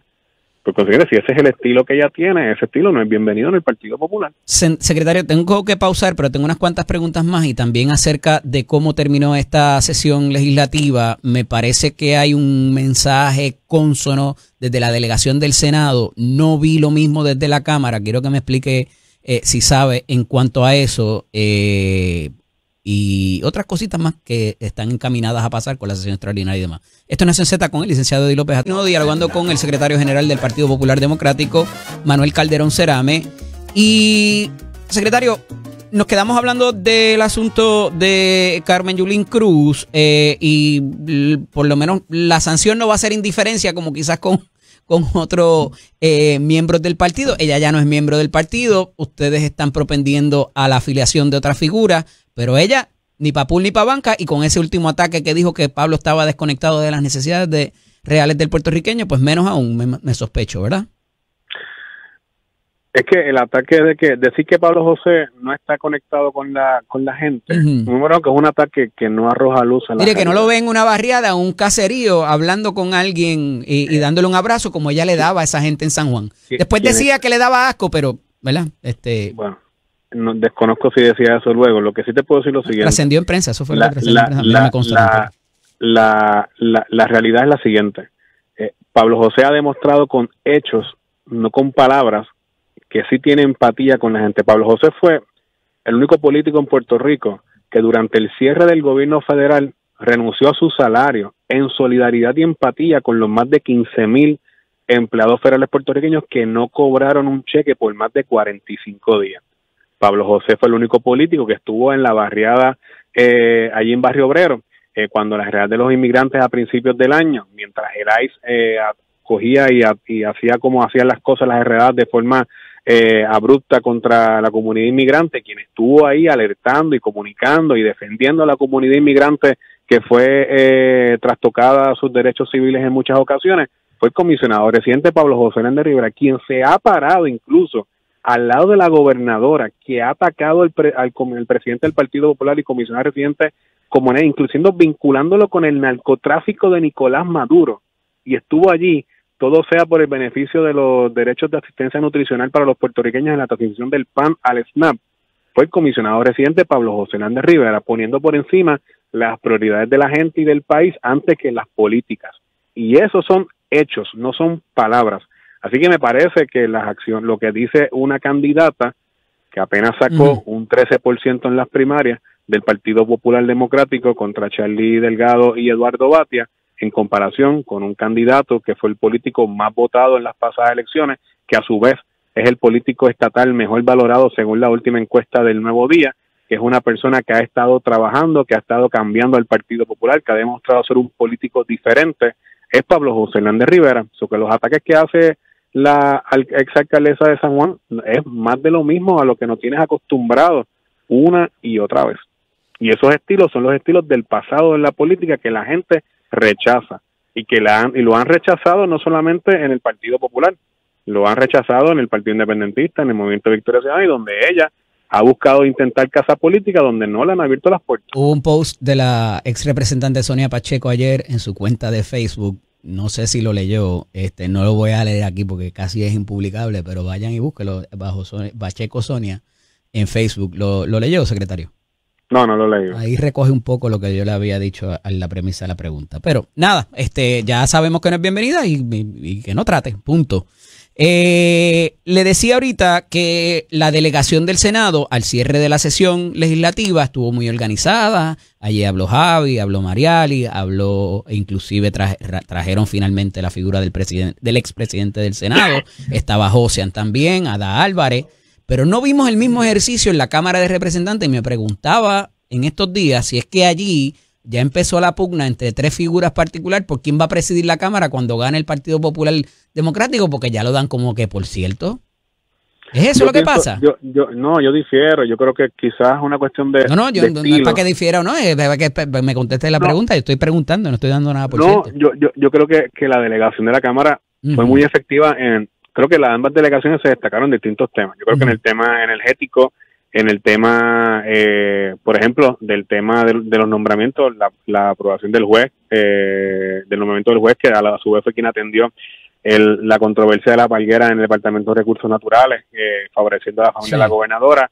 Pues en esos temas y en temas de costo de vida, la delegación del Senado fue muy efectiva. Creo que la delegación de la Cámara fue sumamente efectiva y vocal en el tema de las escoltas de Wanda Vázquez. Yo creo que ese tema, que es un tema que causó mucha indignación, que el PNP no pudo atender rápido, que el PNP todavía el día de hoy no se sabe si están a favor o están en contra de eliminar las escoltas a la ex gobernadora Wanda Vázquez. Creo que fue un tema donde la delegación del Partido Popular Democrático se dejó sentir. Igualmente, los reclamos contundentes de la delegación de la Cámara, particularmente de Héctor Ferrer, para que se atendiera la reforma contributiva. No ha llegado la reforma contributiva, la discusión inicia en la Cámara por virtud Secretario, hay una pugna entre Domingo Torres, Ramón Torres y Gretchen Howe por quién va a presidir la Cámara si gana el Partido Popular en la 2028, que usted sepa.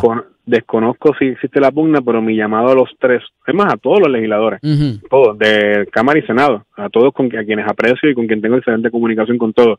En estos momentos, es momento de fiscalizar, es momento de trabajar, es momento de defender las gestiones de nuestro comisionado residente. Para posiciones políticas o de liderato en la Asamblea Legislativa hay que ganar las elecciones y en su momento eso lo atenderán los caucus. Ahora mismo hay que hacer campaña, hay que ganar la elección, hay que tener mayoría para entonces pensar en presidir un cuerpo. ¿Me equivoco? Correcto. Y Gracias. Yo creo que en ese sentido me parece que el llamado a todos, de todo el espectro político del Partido Popular, en estos momentos tenemos que fiscalizar, que lo hemos hecho muy correctamente. Si tú comparas, nosotros todo lo medimos y lo evaluamos para poder continuar mejorando. Evalúa el trabajo de la primera sesión ordinaria con el de la segunda sesión ordinaria. Creo que ha habido una gran mejoría en la proyección y comunicación de las delegaciones y eso es muy bueno. Y eso ha sido parte de un esfuerzo en conjunto que el partido ha estado asistiendo a nuestros legisladores para que continúen mejorando su proyección y continúen mejorando su trabajo de fiscalización, que es lo que nos toca en estos momentos al Partido Popular. El partido tiene que fiscalizar y luego continuar el trabajo de campaña y continuar de reorganizar el Partido Popular Democrático, ganar las elecciones ganar amplio con mayoría en Cámara y Senado, ganar la gobernación, retener la comisaría residente, ganar más alcaldía, y porque en su momento, eso será una determinación del liderato de los caucus, se escogerá quien presidirá la Cámara y el Senado y las demás posiciones del liderato. Secretario, para eso va a haber tiempo. Me queda un minuto, quiero aprovecharlo. ¿Quién nos está diciendo la verdad, Gabriela Boffelli o Pablo José Hernández y Rivera, en cuanto a los chavos que nos han dado y quién se los puede adjudicar el gobierno federal? Bueno, hasta donde yo tenía entendido, cuando la comisionada residente anunciaba los fondos, nadie en Prafa decía que que eran un logro de Prafa o del gobernador Porque eran del mismo partido. O del gobernador Ricardo Rosselló. Hasta donde tengo entendido, quien tiene la facultad de anunciar esos fondos, en el sentido de que es el oficial electo que los consigue, pues el comisionado residente, que es un trabajo en conjunto. Claro que sí. Pero me parece que lo que ha hecho la directora de Prafa, utilizar su posición de manera politiquera, claro. Poco falta que diga que el proyecto que aprobó Pablo José de su autoría antes que Jennifer González en su primer año, pues también diga que es de la autoría de la comisionada de la gobernadora de Puerto Rico. Me traiciona el tiempo, secretario. Agradecido por su disponibilidad y tiempo. Un abrazo. Siempre, un abrazo. Secretario General del Partido Popular Democrático, Manuel Calderón Cerame. Regresamos en breve para nuestros últimos minutos en televisión. Miren, en días recientes se ha notificado que uno de mis referentes, y lo utilizo con mucha regularidad, es el diario interactivo Noticel. Muy buenos reportajes, bien escritos, van a la médula de los asuntos. Y hay una nueva editora en jefe, que es la licenciada Lizoanet González Ruiz, quien a su vez en un momento dado fue la secretaria del DACO y había sido columnista para ese diario interactivo. Antes de eso estaba la compañera y amiga Denise Pérez, que trabaja también otra emisora colega a estas horas de la mañana, y salen, y de las primeras movidas que hace la licenciada Lizoanet González Ruiz es emitir una columna de su autoría titulada La burocracia y la lentitud de la oficina del SAR de la energía. Esto se da en la circunstancia en que está revisándose la tarifa básica de la Autoridad de Energía Eléctrica o del Servicio Eléctrico ante el negociado de energía de Puerto Rico, y que está surgiendo muchísima información muy relevante en cuanto a los costos y a lo que han hecho y no han hecho los operadores privados, y otra serie de asuntos que van a ser muy interesantes y muy importantes para diagnosticar y manejar el futuro del sistema eléctrico, cualquiera que vaya a hacer ese o quien lo venga a trabajar. Y nos dice la licenciada González que en un contexto donde la necesidad de soluciones rápidas y efectivas es más apremiante que nunca, la actuación del SAR de Energía ha sido marcada por la burocracia y una preocupante lentitud en la implementación de medidas que podrían aliviar esta situación crítica. La figura del SAR de Energía, creada para centralizar los esfuerzos de reconstrucción y modernización del sistema eléctrico tras el paso del huracán María, representa una oportunidad histórica para transformar la matriz energética de la isla. Ya está ahí, todo bien. En lugar de adoptar un enfoque proactivo que priorice las necesidades inmediatas de los ciudadanos, se opta por un proceso lento y engorroso que no solo dilata la implementación de soluciones, sino que también frustra a quienes han estado esperando un cambio tangible. Adicional a eso, la falta de comunicación efectiva entre las diversas agencias, principalmente con los oficiales del negociado de energía y la oficina del SAR, contribuye a la confusión y la descoordinación. Nación Z con el licenciado Eddie López atrás. Y les prometí al principio de la mañana que tenía algo para ustedes los que como yo somos adultos mayores, pero que es una música y tiene que ver con música, trasciende generaciones, y esto que les voy a describir es un manjar de música de buenos compositores y músicos puertorriqueños, y es que las leyendas de la música popular puertorriqueña protagonizan la cumbre navideña, nada más y nada menos que en el Centro de Bellas Artes de Cagua. José Noguera, Odilio González y el trío Los Condes se unen en un mismo escenario para una velada de tradición y alegría musical. En la línea telefónica tengo al Mr. Don Ángel Pucho Colón, manejador y bajista del trío Los Condes. Buenos días, bienvenido. Buenos días, licenciado López. Buenos días a todos los radioescuchas, la gente de Z93, los que están por Tele 11. a todo el planeta que está conectado con usted y el programa. Qué bueno poder entablar conversación con ustedes. Esto es un manjar. Aquí hay, eso debe ser como 5 o 6 horas de concierto mínimo con toda esa gente ahí. ¿Qué va a pasar allí? Cuéntame. Bueno, el público tiene que darse cita este próximo 30 de noviembre en el Centro de Bellas Artes de Cagua. Porque yo creo que hacía más de, bueno, la última vez que nos juntamos, por lo menos Odilio y los Condes, fue en Orlando. Luego fuimos a Nueva York y esto hace más de 20 años. O sea, vamos a volver a juntar en esta ocasión.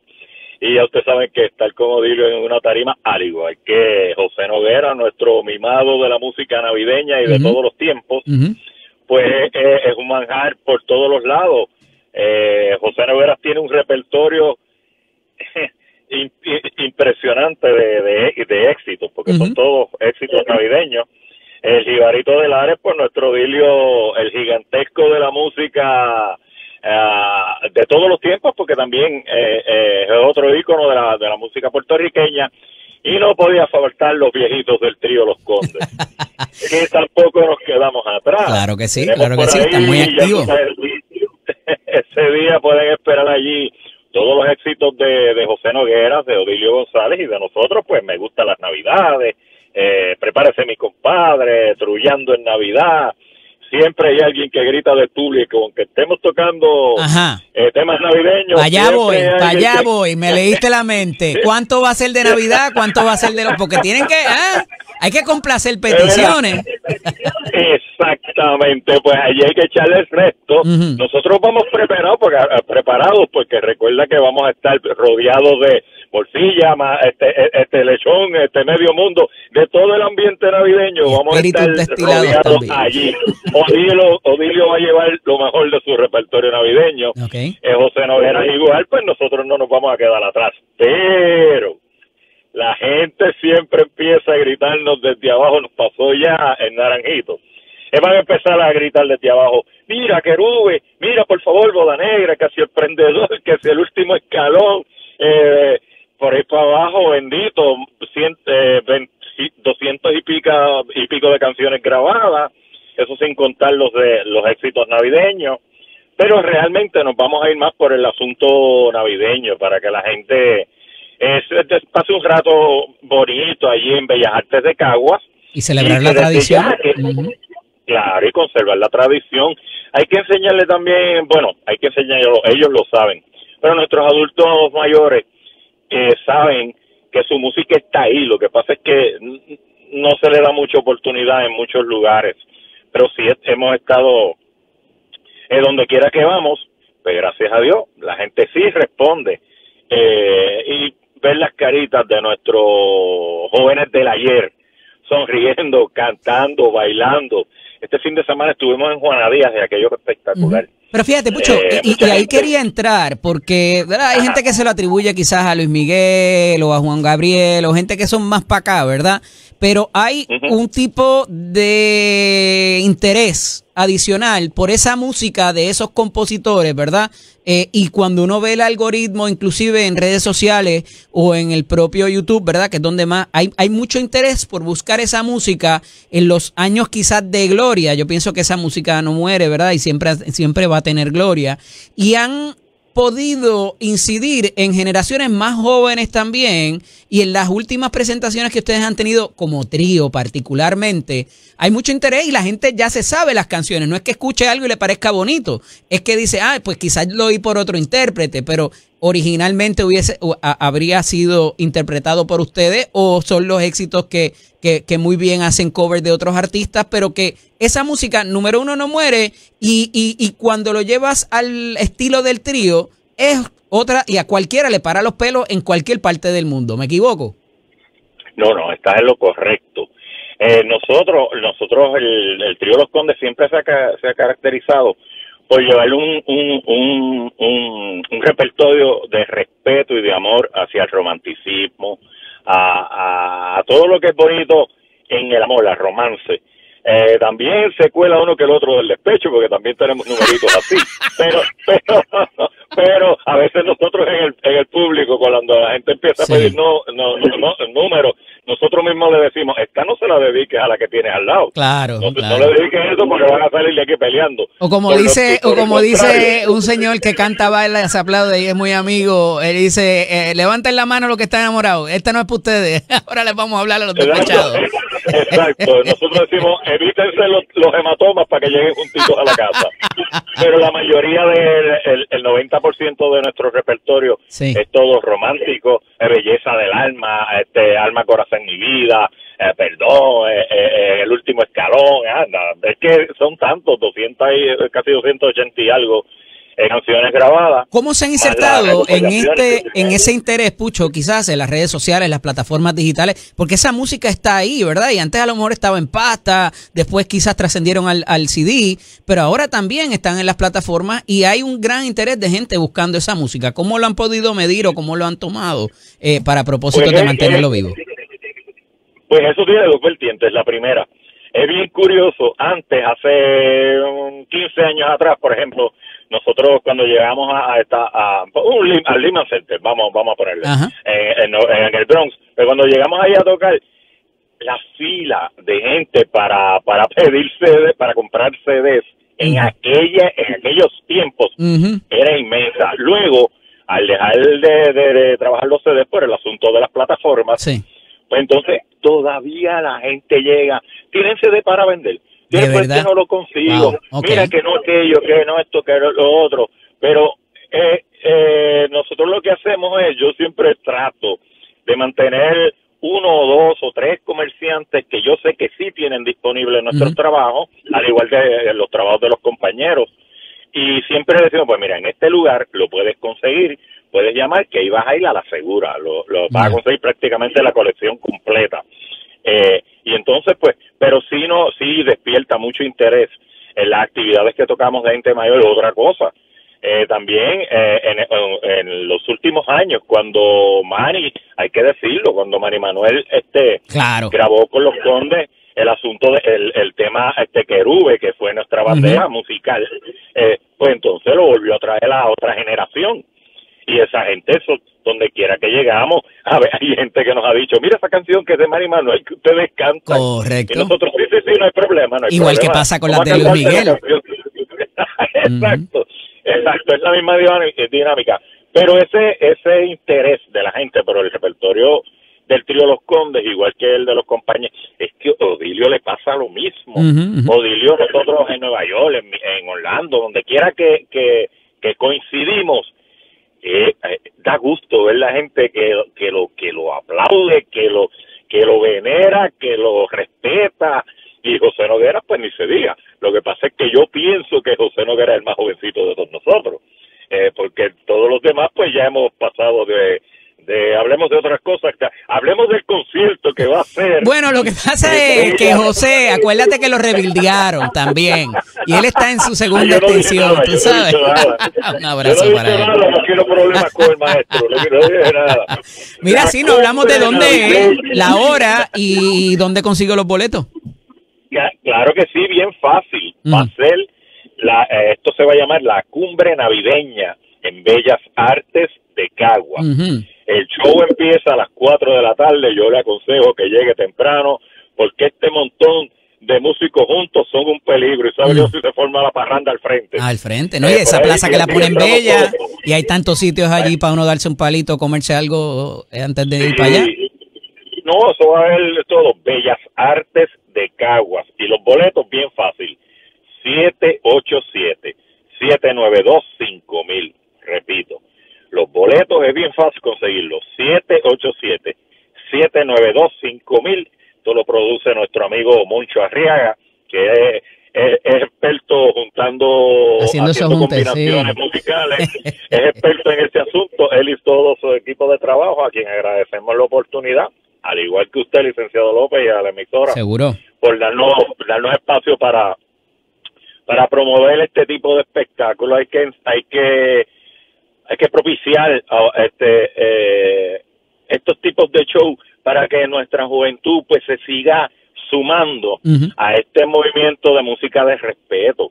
Se puede bromear, se puede vacilar, Claro, se puede, claro. y se goza igual. Y música bien hecha, con buena letra, buenos músicos. Oye, y hay una camada y una generación de músicos extraordinarios. Conocí a muchos de ellos el año pasado en la graduación allá de Berkeley, que están haciendo diferentes cosas, que fui junto al caballero de la salsa allá a esa graduación, que le dedicaban esa. Sí, él es el que canta, baila y se aplaude cuando dice la referencia. Qué experiencia. Y fue una experiencia extraordinaria cuando lo exaltaron. Nosotros estamos locos por ver a Gilberto, porque nos quitó un tema que fue éxito de nosotros. Me gustan las Navidades. Sí, claro. Lo que pasa es que Gilberto lo hizo tan y tan bien que estamos ganas que tenemos deseo de ir a borrar el de nosotros. Ya la gente se lo atribuye casi a él.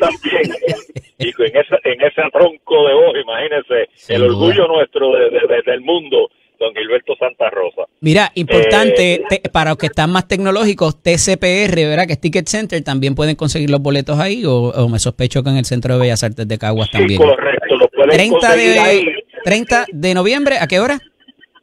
Domingo 30 de noviembre, Centro de Bellas Artes de Caguas, a las 4 de la tarde, cumbre navideña, ahí va a estar José Noguera con su camión de éxito navideño, el Jibarito de Lares, el ¿cómo es que le llaman? El primero que grabó bachata en el mundo, y entonces, y el trío Los Condes, que vamos a ir para allá con todos los hierros, porque ahí hay que dejar esa tarima encendida, porque si no, van a decir, bueno, todo el mundo tocó bien, pero los viejitos de Los Condes, pues no, se van a dar cuenta que no somos viejitos nada y tenemos un par de sorpresas. Tenemos un par de sorpresas para nuestro público, así es que los esperamos. Recuerden, las taquillas 787-792-5000 y va a ser en Bellas Artes de Caguas. Estaremos por allá, Pucho, Dios mediante, acompañándolo. Versión matiné para aquellos que ya a las 6 estamos durmiendo, que nos levantamos tempranito para estar aquí a estas tiernas horas de la madrugada. Así que un abrazo y el mayor de los éxitos, que viva la música de los tríos, música hermosa, música bien hecha, y las generaciones más jóvenes pendientes, porque hay mucho ahí que les va a interesar. Agradecido, Pucho, de que estuviera con nosotros. Será un honor conocerlo y estar allí con usted en vivo, de verdad que sí. Dios mediante. Muchas gracias por éxito. la oportunidad. Cómo no, feliz Navidad. Excelente día. Seguro. Ángel Pucho Colón, el bajista y manejador del trío Los Condes, que estarán junto a Audilio González, José Noguera y tantos otros allí. Las sorpresas que va a haber en el Centro de Bellas Artes de Cagua. Esto es Nación Z con el licenciado Edil López.